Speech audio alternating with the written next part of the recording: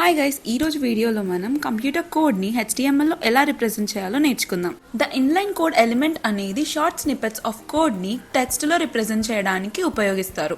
Common use cases for the code element, technical articles and documentation pages. ఈ ఎగ్జాంపుల్లో CSS colour ప్రాపర్టీని text కలర్ని బ్లూగా సెట్ చేయడానికి యూస్ చేస్తున్నాం.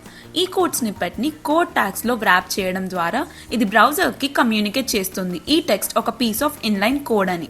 బ్రౌజర్ కోడ్ ఎలిమెంట్లోని కంటెంట్కి డిఫాల్ట్ స్టైల్స్ అప్లై చేస్తుంది. డిఫాల్ట్ స్టైలింగ్ అంటే మోనోస్పేస్డ్ ఫాంట్. కోడ్ ఎలిమెంట్ అనేది single line of code represent చేయడానికి మెంట్. మీరు multiple lines of code represent చేయాలి అంటే ఒక కోడ్ ఎలిమెంట్ ని పర్ఫార్మేటెడ్ టెక్స్ట్ లో ప్లేస్ చేయాలి. పర్ఫార్మేటెడ్ టెక్స్ట్ ఎలిమెంట్ అనేది పర్ఫార్మేటెడ్ టెక్స్ట్ ని రిప్రజెంట్ చేయడానికి యూజ్ చేస్తాం.